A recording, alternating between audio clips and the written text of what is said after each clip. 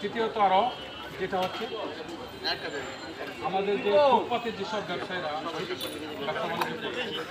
এদের জন্য স্থায়ীভাবে একটা বসার জায়গা ব্যবসায় মার্কেট অলরেডি আমাদের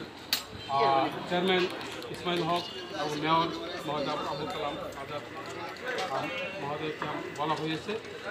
পূর্ব মাথায় আমরা একটা মার্কেট ফুটপাতে যারা ব্যবসায়ী তাদের বলা হয়েছে আমাদের নির্বাচনে করে আমরা তাগিদ দেবো যাতে দ্রুত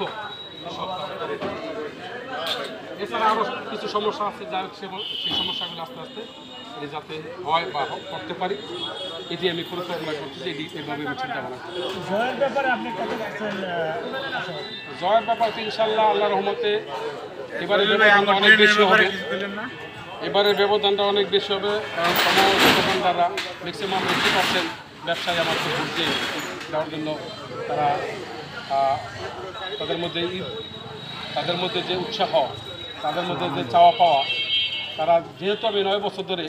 তাদের পাশে থেকে খেদমত করেছি তাদের পাশে থেকেই তাদের ভালো মন্দটা দেখেছি আমি সেহেতু তারা আমাকে চিনে জানে আর জানে বলেই তারাকে আবারও আমাকে নির্বাচিত করার জন্য তারা চাচ্ছি ইনশাল্লাহ আমি আবারও নির্বাচিত হব।